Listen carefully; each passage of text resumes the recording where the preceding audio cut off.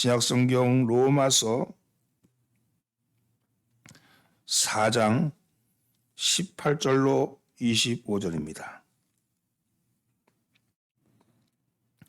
로마서 4장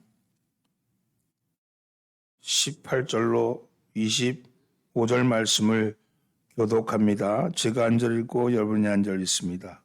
아브라함이 바랄 수 없는 중에 바라고 믿었으니 이는 내 후손이 이 같으리라 하신 말씀대로 많은 민족의 조상이 되게 하려 하심이라.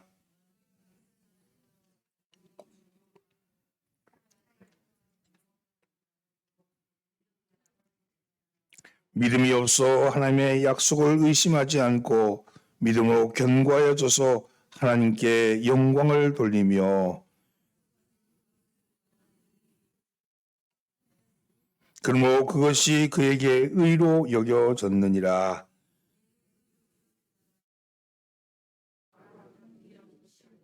의로 여김을 받을 우리도 위함이니 곧 예수 우리 주를 죽은 자 가운데서 살리신 이를 믿는 자니라.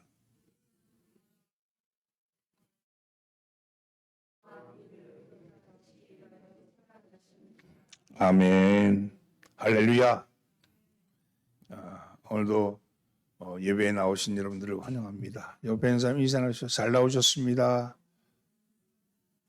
앞뒤로 있는 사람 은혜 받읍시다. 오늘은 의롭다, 인정받는 믿음이란 말씀을 가지고 함께 은혜를 나눠보고자 합니다. 지난주에 은퇴하신 여자 목사님을 만나서 당신이 예수를 믿게 된 그런 간증을 들었습니다. 그 목사님은 결혼하고 사는 게 너무 힘들고 힘들어서 방황을 하다가 결혼 전에 다녔던 교회가 생각이 나서 예배당을 찾았답니다. 그리고 그곳에서 성경을 보게 되었답니다. 지푸라기라도 잡는 심정으로 성경을 읽으면서 기도하기를, 하나님, 이 성경을 읽을 때 하나님이 살아계신 것을 보여주세요. 하나님이 살아계신 걸 보여주세요. 안 그러면 저 죽어요. 안 그러면 저 죽어요. 그러면서 간절한 심정으로 성경을 읽기 시작했답니다. 그런데 그러고 나서 정말 성경을 읽는데 성경 말씀이 믿어지더라는 거예요. 믿어지더라는 거예요. 그 후에 그 목사님의 삶은 사는 것에는 달라진 게 하나도 없는데, 그런데 견딜 수 있더라는 거예요. 견딜 수 있더라는 거예요. 근데 이 목사님이 하시는 말씀을 쭉 들으면서 감동이 됐어요. 감동이 되는데 제 마음에 걸리는 것이 하나 있었는데, 목사님 말끝마다 난 누가 전해줘서 믿은 게 아니라 내가 믿었다고, 내가 하나님을 찾아가서 믿었다고, 난 누가 날 전해줘서 믿은 게 아니라 내가 하나님을 찾아가서 믿었다고 하는 그 말이었습니다. 근데 과연 내가 하나님을 찾아가서 믿을 수 있을까? 내가 하나님을 찾아가서 믿을 수 있을까? 하는 것에 마음이 걸렸습니다. 신앙생활을 처음 시작하는 사람들에게 하나님이 당신을 택하셨습니다. 하나님이 당신을 택하셨습니다. 이렇게 말하면 믿음이 약한 사람은 속으로 생각하기를, 내가 교회를 택했는데 저 사람 왜 나한테 하나님이 날 택했다 그러지? 이런 생각을 합니다. 하나님이 집사님을 이 교회로 보내셨습니다. 이렇게 말하면 겉으로는 아멘 하면서 속으로는 말하기를, 내가 이 교회를 택했는데 왜 하나님을 끌어들이는 거야? 이렇게 반박하기도 하지요. 왜 그렇죠? 믿음의 주체가 누구냐의 문제입니다. 내가 믿었다. 내가 교회를 택했다. 내가 지금 여기 와 있는 것은 나의 의지다.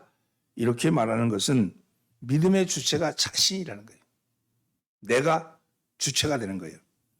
그리고 실제로 우리는 전도하면서 예수 믿으라고 그렇게 말을 하죠. 예수 믿으라. 당신이 믿느냐 안 믿냐, 그것은 당신이 선택해라. 이렇게 말하는데, 그때는 믿음의 주체가 누구냐면 너야, 너. 그렇게 말하기 때문에 우리는 흔히들 믿음의 주체가 나라고 생각하는 그런 경향이 있습니다. 저도 기도할 때 믿으시기 바랍니다. 그리고 기도할 때, 설교할 때 종종 믿으시기 바랍니다. 그렇게 얘기를 하고 아멘 그렇게 대답하잖아요. 그리고 기도할 때 주여 믿습니다. 그렇게 외치면서 기도할 때가 있습니다. 믿는 것이 너무도 중요하기 때문에 그렇죠. 그만큼 믿음이 간절하기 때문에 그렇습니다. 그러나 이보다 더 막연한 외침은 없을 겁니다. 믿어야 한다. 믿어야 한다. 깨달았다 그래서 믿습니다 하고 외친다 그래서 믿어지는 게 아니에요. 믿는다고 노력한다 그래서 그 믿어지는 게 아니라는 겁니다. 믿어지는 것은요, 철저로 하나님의 은혜입니다. 여러분, 믿음은 노력에서 얻어지는 것이 아니라 전적으로 하나님이 믿어지게 해주셔야지 믿어지는 거예요. 내가 믿는 것이 아니라 하나님이 믿어지게 하시는 거예요.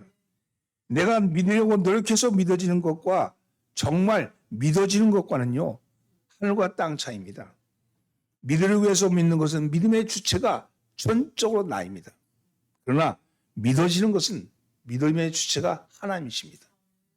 하나님이 믿어지게 하시니까 믿어지는 거죠. 로마서 10장 10절 말씀에 여러분 잘 아는 말씀이 있죠. 사람이 마음으로 믿어 의에 이르고 입으로 시인하여 구원에 이르느니라. 우리 성경 말씀에는요 이렇게 되어 있으니까 사람이 마음으로 믿어, 여기 믿는다. 내가 그것은 피스티오인데 이 말씀을 들으니까 내가 믿는다.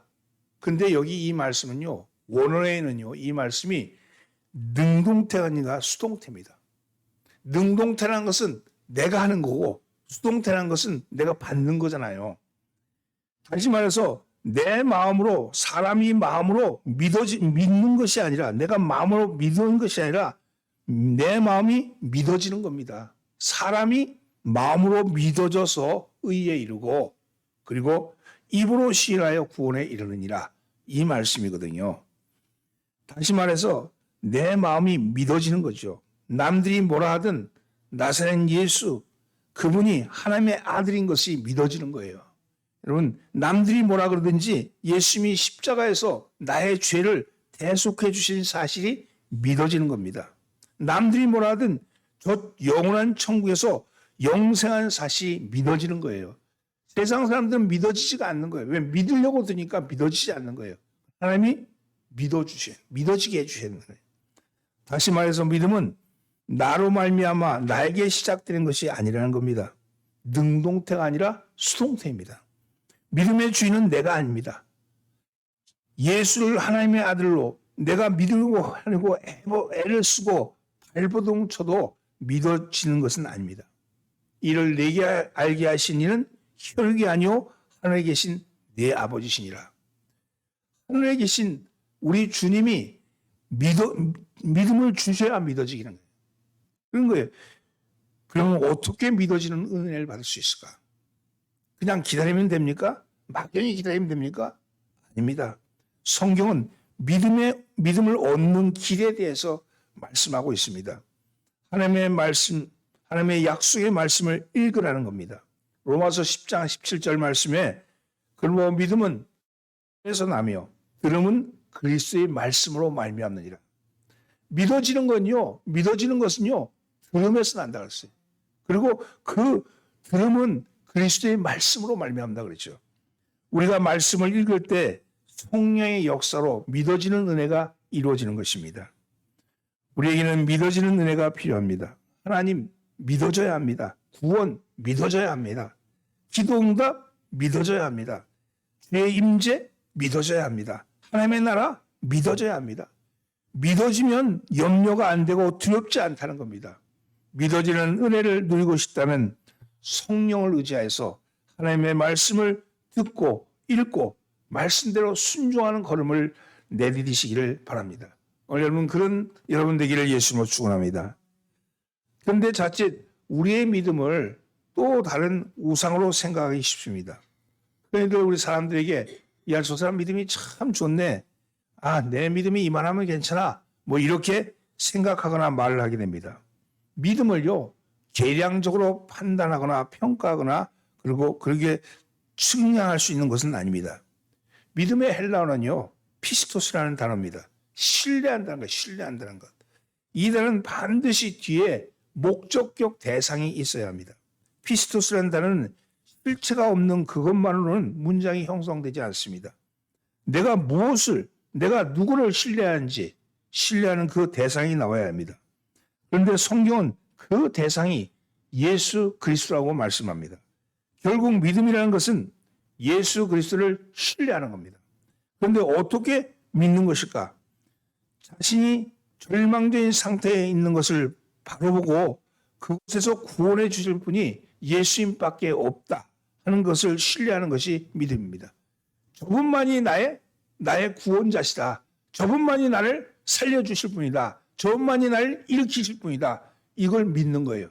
근데 사람들은요, 그것이 아니라 많은 믿음이라고 얘기하지만 돈을 신뢰하고 있죠. 사람을 신뢰하고 있죠. 관계를 신뢰하고 있죠. 이런 것에 거기에 손을 대고 있다가 혹시 그것 아니면 예수님이 날 한번 구하지 않을까? 그렇게 생각하는 여러 대상 중에 하나로 보고 있는 것 아닙니까? 그런 의미에서 여러분, 의라는 것은요, 하나님과 나의 바른 관계거든요. 다른 걸 다 끊어버리고 오직 그분을 신뢰하는 것, 그분을 오직 붙들고 있는 것이 바로 의로운 신앙입니다. 오늘 본문은 그래서 바울은 베드로의 믿음에 대해서, 아브라함의 믿음에 대해서 말씀하고 있습니다. 하나님이 아브라함의 믿음을 의로운 믿음이라고 말씀하셨어요. 아브라함의 믿음이 우리에게 중요한 것은 아브라함만을 위한 것이 아니고 그 아브라함을 통해서 바라보는 우리에게도 해당되기 때문에 그렇습니다. 오늘 본문 말씀 23절과 24절은 이 말씀을 하고 있습니다. 함께 봉독합니다. 그에게 의로 여겨졌다 기록된 것은 아브라함만을 위한 것이 아니로 의로 여기심을 받을 우리도 위함이니 곧 예수 우리 주를 죽은 자 가운데서 살리신 이를 믿는 자니라. 여러분 이 말씀 보십시오. 그에게 의로 여겨졌다고 기록되어 있는 것은 아브라함만을 위한 것이 아니요 의로 여기심을 받을 우리도 위함이니 곧 우리 주 예수 우리 주를 죽은 자 가운데서 살리신 이를 믿는 자니라.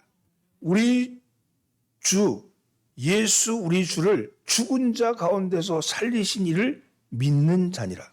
오늘 우리를 위해서 이 말씀을 주셨다고 말합니다. 그렇다면 아브라함의 믿음은 어떤 믿음이었길래 의롭다고 인정하셨는가? 그리고 4,000년이 지난 우리에게도 이것이 해당된다고 말씀하실 것일까요? 첫째는요, 바랄 수 없는 중에 바라는 믿음을 가졌습니다. 여러분들 바랄 수 없는 중에 바라는 믿음을 가져야 합니다. 18절 말씀 함께 봉독합니다. 아브라함이 바랄 수 없는 중에 바라고 믿었으니 이는 네 후손이 이 같으리라 하신 말씀대로 많은 민족의 조상이 되게 하려 하심이라. 하나님은 89세가 된 사라, 99세가 된 아브라함에게 아들이 태어날 것이라고 약속하셨습니다. 이게 되기나 한 소리입니까? 바라는 중에 바라지 이미 고목같이 되어버린 아브라함에게 화석처럼 변해버린 사라의 태 생명이 생길 것이라는 것은 꿈 같은 말씀이죠. 그러나 아브라함은 이 말씀을 믿었다 그랬어요. 75세의 친척과 본토와 아비 집을 떠나고 하나님의 말씀만을 믿고 살아온 아브라함이기에 인간으로서는 바랄 수 없는 일이지만 하나님은 가능하시다. 이렇게 믿었다는 겁니다. 이것은 하나님께 인정받는 바로 의로운 믿음인 거죠. 의로운 믿음. 바랄 수 없는 중에 도무지 이루어질 수 있는 것 중에 그걸 믿는 거예요. 창세기 24장에 보면요. 소돔 땅에 살던 조카 롯이 전쟁포로가 되어서 끌려가는 장면이 나옵니다. 이 소식을 들은 아브라함이 집에서 기른 병사 318명을 데리고 단까지 추적합니다. 야간 기습작전으로 그 연합군을 격퇴합니다. 다메섹에 쫓아가서 롯과 빼앗긴 재물과 소돔성의 사람들을 다 찾아오게 됩니다.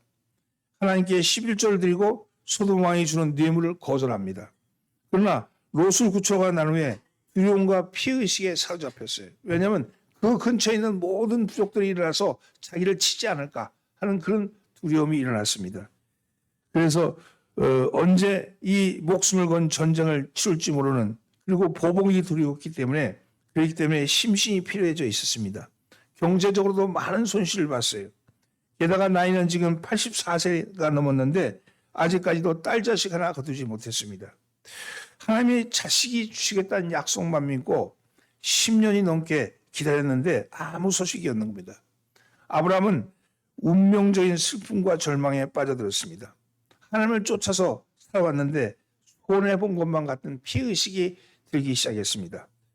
벌떼처럼 달려들 원수들을 생각하니 두려움이 심히 앞섰습니다. 이때 하나님께서 나타나셨어요. 그러면서 이렇게 말씀합니다. 창세기 15장 1절에 두려워 말라. 두려워 말라. 나는 너의 방편이라. 너의 지극히 큰 상급이니라. 이렇게 말씀하시는 거예요. 그때 아브라함이 그러니까 그 퉁명스럽게 무엇을 주시라 하니까 다메섹 엘리에셀이나 하나님 앞에서 살겠다. 이렇게 말합니다. 이 말씀이 무슨 말씀이냐면 그렇게 내가 너한테 큰 상급이고 너의 방패고 그래서 너를 더럽게 하지 않은 자다. 이렇게 말씀하는데 이 말씀을 들어서 감사합니다가 아니고 이렇게 얘기하는 거예요. 뭘 주려고 그래요, 저한테. 저는요, 다메섹의 엘리에셀 그 종인데 종에는 걔랑 같이 살게요. 걔를 내 자식처럼 여기고 살게요. 이렇게 얘기하는 거예요. 그래서 하나님께서 뭐라고 하냐면 그 사람은 너의 후사가 아니라 내 몸에서 날 자가 내 후사가 되리라. 이렇게 말하는 거예요. 야, 그 종이 내 후사가 아니야. 내 몸에서 날 거야. 이렇게 말하면서 아브라함을 데리고 밖으로 나갑니다. 그러고 나서는 뭐라고 하냐면 밤하늘의 무수한 별들을 보여주면서 이 무별들을 셀 수 있는가 생각해봐라. 그에게 말씀하기를 내 자손이 이와 같이 많을 것이다. 이렇게 말합니다. 자, 이렇게 말하는데요. 창세기 15장 6절에 보면 아브라함이 이 말씀을 믿었다 이렇게 기록하고 있어요. 이게 뭐예요? 지금 절망적이고 낙심하고 아무것도 없다고 생각하는 그 상태에 빠져있는 아브라함에게 하나님이 그저 데리고 나가서 별을 보여주셔서 내 자손이 이와 같이 많을 거다. 이렇게 말하는데 그 말을 믿었다는 거예요. 믿었다는 거. 여러분 이 믿었다는 말씀하면서 또 뒤에 보면 여호와께서 이를 의로 여기셨다. 아브라함이 그 믿는 믿음을 의로 여기셨다. 여러분 절망과 슬픔에 빠져있던 아브라함이 언약의 말씀을 듣고 하나님을 믿었습니다. 여러분 이 믿음은요. 여러분 놀라운 믿음이죠. 믿어진 거예요. 그게 하나님 말씀이 믿어진 거예요. 금방 아무것도 없는데 나는 그저 종 하나 데리고 살겠습니다. 그러고 있는데 하나님 말씀만 말씀하는데 그 말씀이 믿어진 거예요. 믿어진 거. 그 말씀이 믿어진 거예요. 여러분 그 믿음을 보고 의로 여겼다는 거죠. 아브라함은 행위로는요. 의롭담을 받을 수 없는 사람이었습니다. 그는 이방인이 두려워서 두 번이나 자기 아내를 누이 동생으로 숙였습니다. 먹고 살기 힘들어지니까 하나님께 묻지도 않고 약속의 땅을 떠나서 애굽으로 내려간 자입니다. 아내의 말을 듣고 하갈을 첩으로 얻기도 하였고 사라가 죽은 후에는 여러 후처를 얻기도 했습니다. 그의 생애를 보면요. 많은 실수와 허물을 남겼습니다. 그러나 하나님께서는 그의 행위를 보시지 않고 하나님을 믿는 그 믿음을 보시고 의로 여기셨다는 겁니다. 그러므로 아브라함은 행위로 의롭다함을 받은 것이 아니라 오직 믿음으로 의로움을 받으신 겁니다. 행위로 의롭다함을 받는 것은 인과 율에 의해서 원인과 결과 그것에 따라서 믿음으로 의롭다함을 받는 것이라면 믿음으로 의롭다함을 받는 것은 값없이 하나님이 주신 선물로 의롭다함을 받는 것입니다.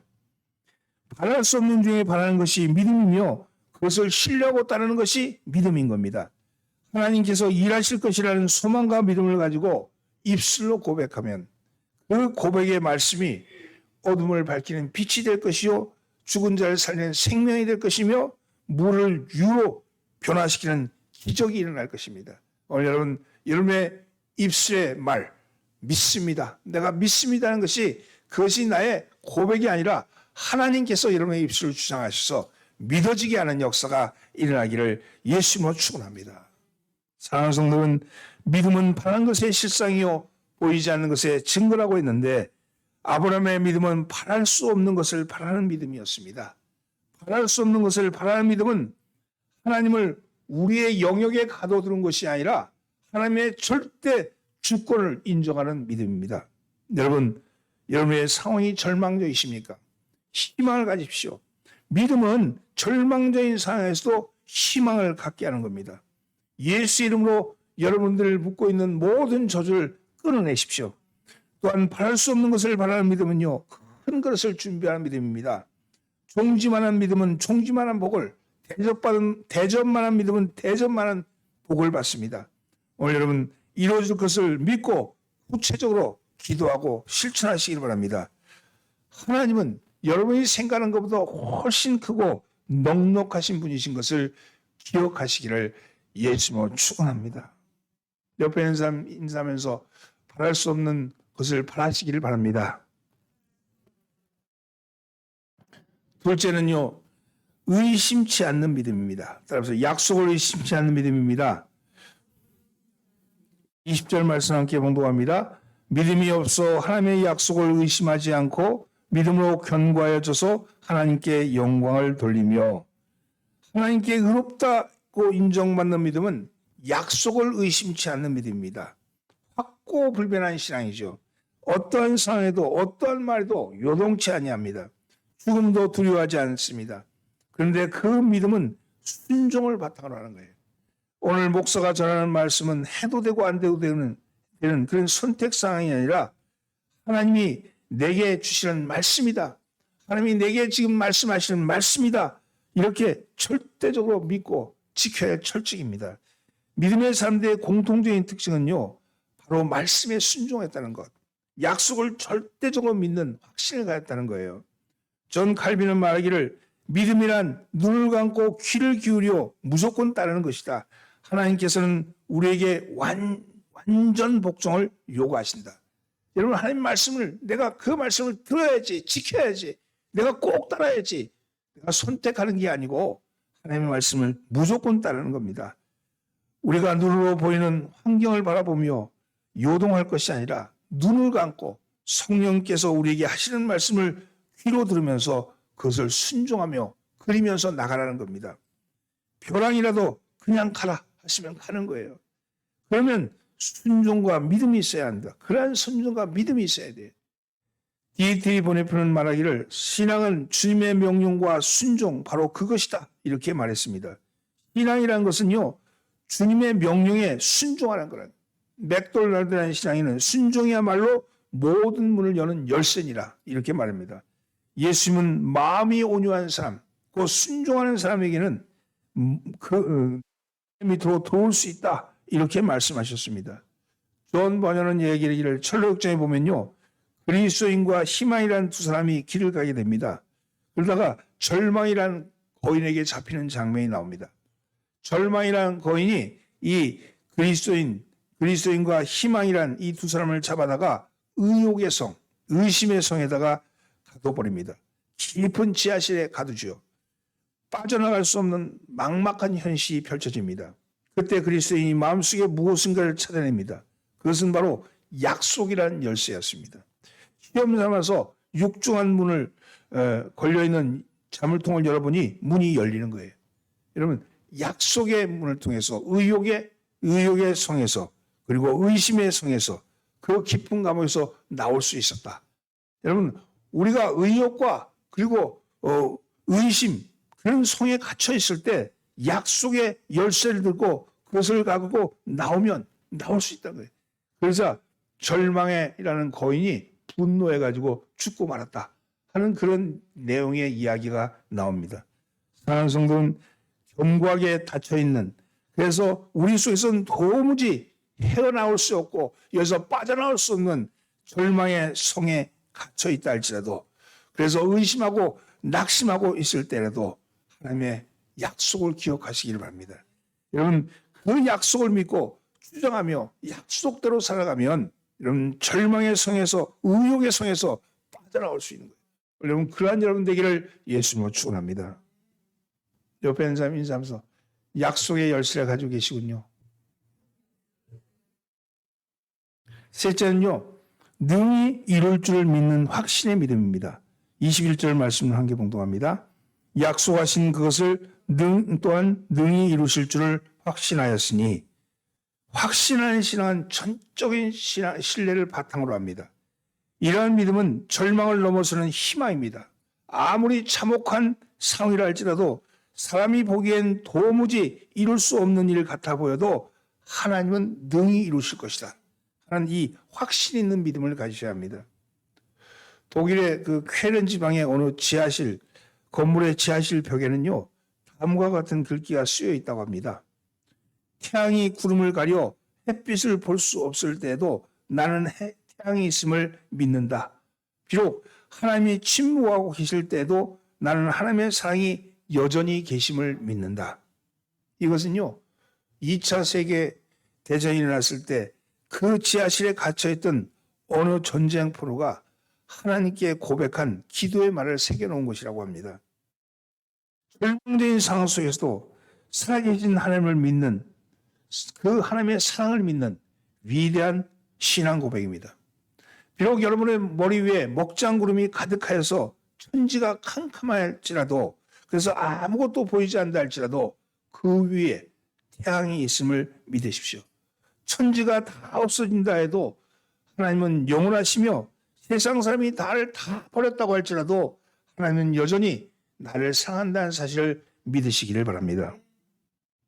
오늘 여러분 우리의 삶은 그 믿음, 확신 있는 믿음 안에 서 있는 겁니다. 우리는 하늘 아버지께서 우리가 이끄시는 것을 명확하게 볼 수도 없고 분별할 수도 없습니다. 앞이 보이지 않을 수도 있습니다. 내가 살아가는 이 길이 온전한지 온전하지 않은지 깨닫지 못할 때도 있습니다. 우리의 오성으로는 이해하지 못할 때도 있습니다.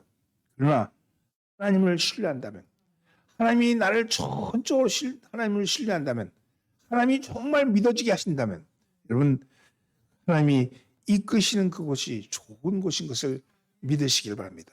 오늘 여러분의 삶의 자리가 가장 좋은 곳이다. 내가 가장 안전한 곳이다. 하나님께서 나를 이끄신 곳이라는 사실을 믿으시길 바랍니다. 그분의 영원한 팔을 신뢰하십시오. 우리는 못하지만, 우리는 할 수 없지만 하나님은 하십니다. 하나님이 능히 이루실 줄을 확신하시기를 예수님으로 축원합니다. 여러분 벼랑 끝에 있다 할지라도 뛰어내려라. 이렇게 말씀하면 눈에 보이는 건 아무것도 없어요. 벼랑이에요. 근데 뛰어내리라 하시는 거예요. 그러면요 뛰어내리십시오. 주님을 신뢰하면서 뛰어낼 때 주님이 밑에서 받아주신다는 거예요. 여러분 뒤에 오는 그 추적하는 그 수많은 애국 군사들, 그래서 정말 철기갑병으로 뛰어와서 칼로 찌르고 창으로 찌를 것 같은 그 무수한 병사들이 있을 때 앞에는 바다잖아요. 바다로 뛰어들라고 말씀하는 거예요. 왜냐하면 찔려 죽을 것인가 빠져 죽을 것인가 그거밖에 없는 상황인데 내가 볼 때는 그래요. 그런데 하나님은 나가라고 말씀하시는 거예요. 여러분 그 파도를 향해서 나갔던 그 이스라엘 백성처럼 오늘 하나님을 전적으로 신뢰하시고 주님이 말씀하시는 대로 살아내시는 여러분 되기를 예수님으로 축원합니다. 25절 말씀에 이렇게 말씀합니다. 예수는 우리가 범죄한 것 때문에 내줌이 되고 또한 우리를 의롭다 하기 위하여 살아하셨느니라. 하나님은 의를 위하여 당신의 독생자 예수 그리스도를 우리의 죄의 제물로, 우리를 대신해서 죄의 제물로 내놓으신 분이십니다. 이러한 하나님의 사랑이 우리를 향한 이 자식을 버리기까지, 자식을 죽기까지 한 이 하나님의 사랑이 여러분 우리에게 있다는 거예요. 이 하나님을 향해서 아브라함의 믿음의 본을 받아서 나를 믿어라. 내가 하는 말씀대로 아브라함을 통해서 의롭다함을 인정받은 것처럼 너희도 의롭다함을 인정받아라. 이렇게 말씀합니다. 아브라함처럼 의로운 믿음을 가지라고 말씀합니다. 바랄 수 없는 중에 여러분 믿어지게 되고 나서요. 그 다음에 믿음은 또 나의 믿음이에요. 믿어졌는데 그 믿음을 흔들리지 아니하고 의심하지 아니하고 그 믿음을 붙들고 있는 것은요. 의지죠. 의지. 오늘 사랑하는 성도는 여러분의 믿음이 흔들리지 않기를 바랍니다. 하나님 속을 의심하지 말라. 바랄 수 없는 중에 바라고 의심하지 말라. 그리고 능히 이룰 줄 확신하라. 이렇게 말씀합니다. 여러분의 믿음이 하나님께서 인정하시는 의로운 믿음 되기를 예수님을 축원합니다. 기도합니다. 주님, 아브라함의 믿음을 본받아서 우리 또한 의로운 믿음을 가지라고 말씀하시오니 하나님이여 그 믿음을 붙들게 하여 주옵소서. 아브라함이 바랄 수 없는 중에 바라고 그리고 약속을 의심하지 아니하고 능히 이루실 줄 확신했던 것처럼 우리 또한 그리할 수 있게끔 은혜 베풀어 주옵소서. 그래서 하나님께서 인정하시는 의로운 믿음을 갖게 하여 주시옵소서. 우리를 구원하신 예수님의 이름으로 기도하옵나이다. 아멘.